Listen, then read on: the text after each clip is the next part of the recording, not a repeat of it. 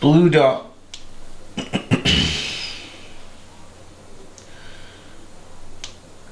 Albatross. Mr. Colby, are you there? Mr. Colby, are you there?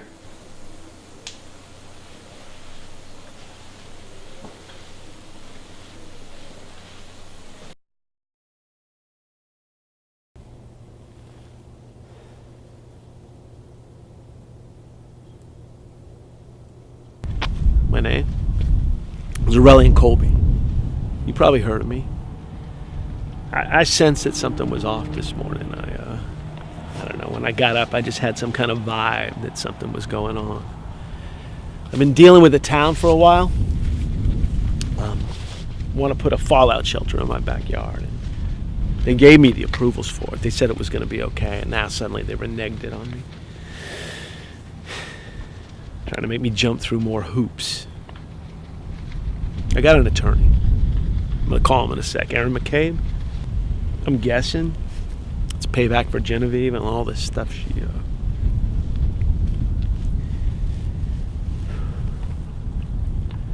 I miss her.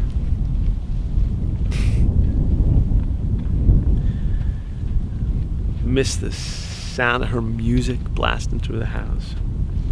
The vibrations of it. I really do. Maybe it has something to do with that blood moon we just had or something. Pushing its tones through us. Jerry's into all that stuff. Not sure what I think about it, but Jerry, he thinks about that stuff all the time. I'm trying to keep away from him. He comes by the house all the time, but I'm just trying to avoid him. Staying off the walkies. No, Aaron, that's not what we said. No. Well, it would help if you come down here like you said you were going to do. You said you were going to come down and meet with the people with me. Yeah, it was gas lines first. Yeah, gas lines. And now it's some kind of nebulous zoning stuff. Feels like they just made it up for me. Yeah.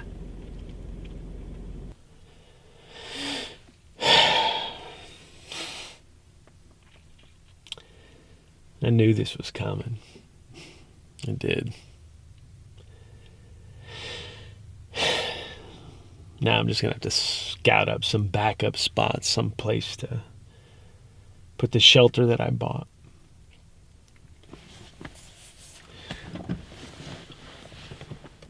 Jerry had some ideas. He wanted to modify it or make something different. I'm not sure what he wanted, but I don't really need anything like that. All I need is a good spot, nice place in the ground. It's really pretty simple. It's like Legos. You just pop it in there. It's no big deal.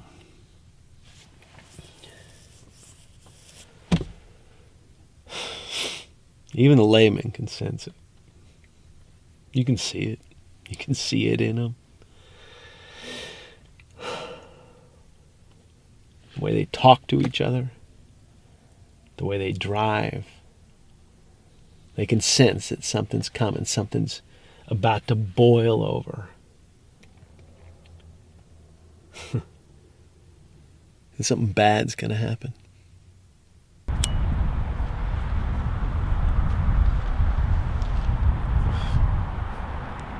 Well, I always keep meaning to go to the flea market, but then I'm always afraid I'll run into the wrong crowd. Well, you know what happens down there. You're running into somebody, and I don't want to get back into the boozing. I've been this good with it for most days. Even my sisters notice a change in me, Yeah, well, I have all those old Masters of the Universe figures, and I have all those old, those soccer figurines and those foosball tables from, when Brazil won the World Cup back in 1980, whatever. If I sell enough figures, I'm pretty sure I can get a bike, See if I can haggle a good deal. Well, I'm trying to find Rosie, Rosie. Oh, that's where I was selling those Masters of the Universe figures I found, the ones that were still in the package. We get to talk once a week now, Genevieve and me.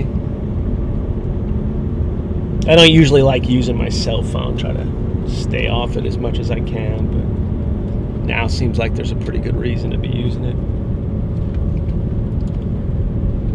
There used to be a lot of crabapple trees down here. There used to be fields of them, and then Genevieve and Dragon used to ATV through all this stuff. She always said, Dad, I want to live here. One day maybe I'll take you to the house, show you my setup. Maybe let you go to a meeting or something. I'm sure Jerry spilled the beans on all of that. He tell you I write? Yeah, kind of old school science fiction in the Bradbury vein. Jerry's kind of into all that. Took it kind of serious, actually. He was, I don't know, always thinking about the big machine and parallel universes and stuff like that. The Hadron Collider. Gonna open up new gateways into new realms, or open up the gates to hell or something like that. I don't know. Genevieve used to like to take her night constitutionals. Used to cut through these oaks to go to Seth's house, Dragon's house. I can't bring myself to drive by Dragon's house. I tried, but I can't do it. Yep, well, I'm heading back to the flea market. Met this guy Timmy. I mean, I wasn't certain about him at first, but he seems okay, straight around the edge kind of guy. Yeah, I think you guys might know him. You probably seen him around town before.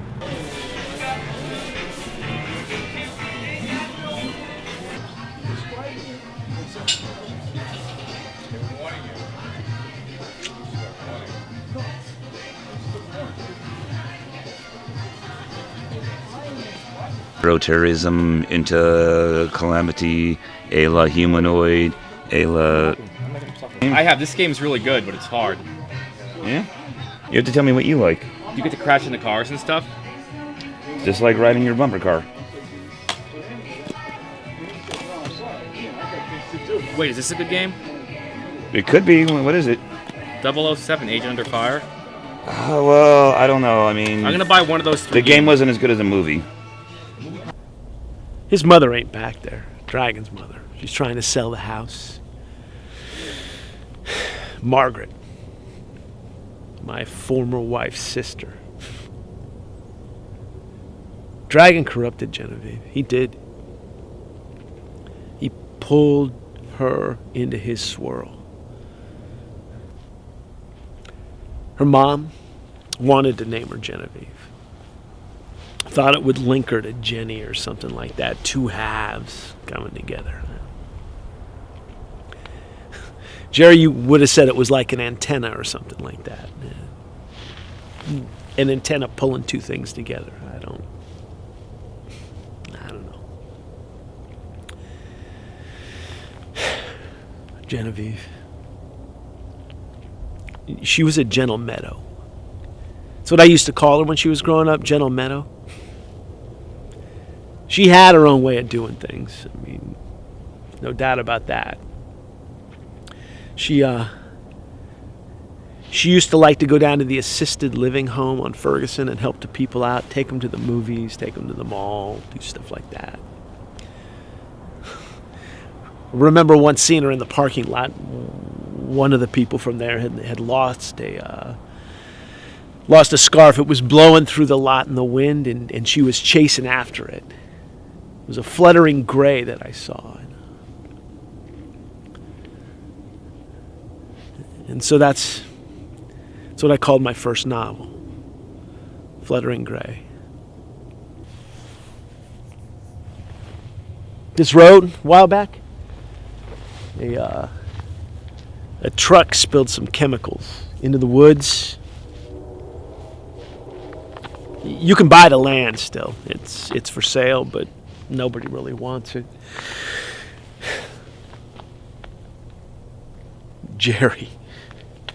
Jerry, he probably wants me to fortify his shed with him or something like that. That's always what he's pushing me to do, is to fortify his shed, but turn it into some super fortress or something like that. I don't know. It's Did you see somebody here giving?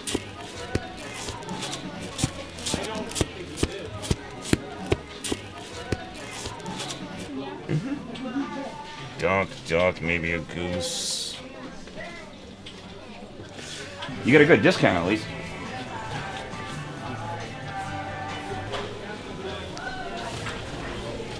Yeah, he's gonna buy my Masters of the Universe collection, you know? He's gonna buy the whole mother load. He may be not afraid of the flea market. Timmy helped keep the booze hounds at bay. This is one of Genevieve's other routes, too. She used to walk everywhere. Day or night, didn't matter what it was. I brought her soup while she walked one time. Day kind of like today. Deep winter, cold. I brought it to her and she drank it down and then laughed at me for bringing it.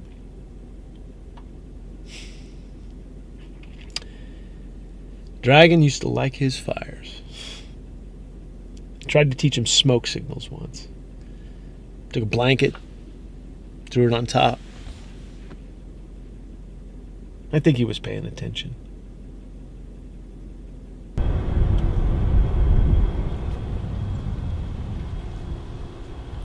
Used to be 3 of these in town. It's a Rico refinery. Carolyn, that was Genevieve's mom. Carolyn came down here to apply for a job once. I brought her down for the interview.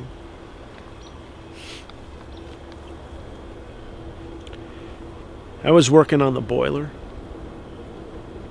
Genevieve was handing me tools, working with me, and it would roar on and roar off. And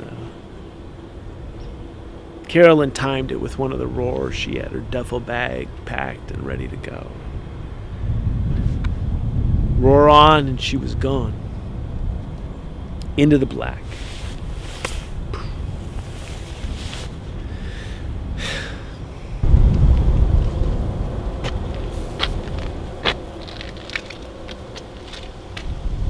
Factory used to own the spot down that trail. I heard they were looking to sell it. Hey, Chase, it's Aurelian. Hey, I'm sitting over here by the old Rico factory, and I have a question for you. I want to see if I can throw something by you. I heard that they're doing some kind of subdivision behind the old trail that goes by there, and I wanted to see what the acreage breakdown was going to be. So if you have a chance, give me a call back. I think that's it. I think I can drop the container right there at the edge of the property. And the trail. The trail goes right to the crabapple trees. Genevieve will be able to smell the crab apples underneath the ground. It'll be her place. That's what I'll tell her. I'm going to tell her that it'll be her place. She can have chicken soup and crab apples, and nobody will be able to bother her when she gets out of jail. The sludge of the world, they won't have a place to go when the end of the world comes, but Genevieve will.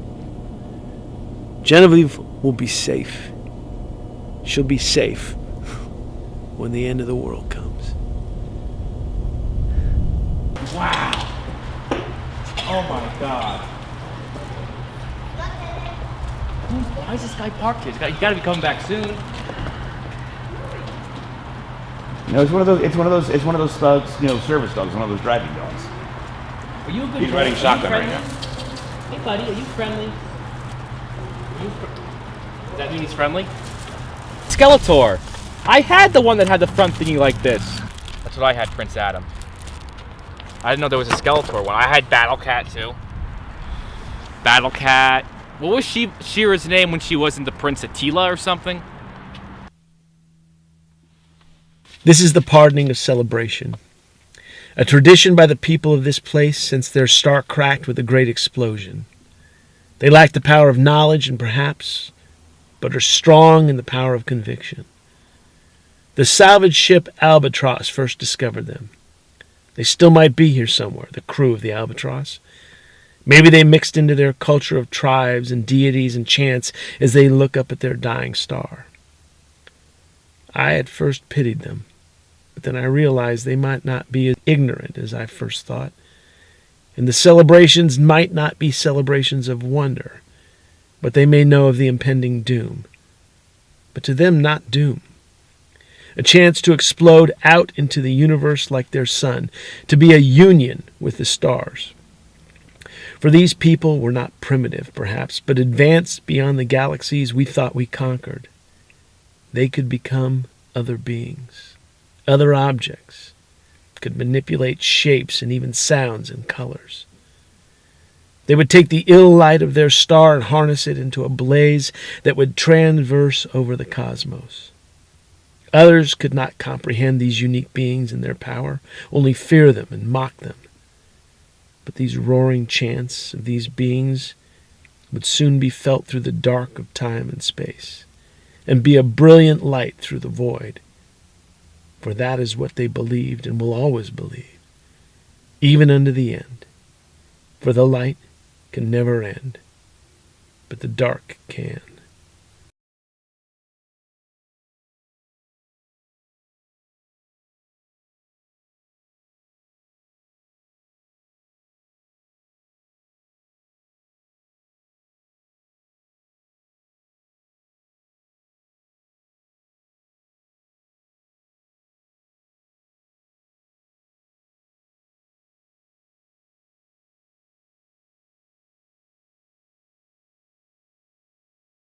You know, there's a saying in Swahili, Tuko Hapa Kuka. Means we're here to stay. That's what we're gonna do.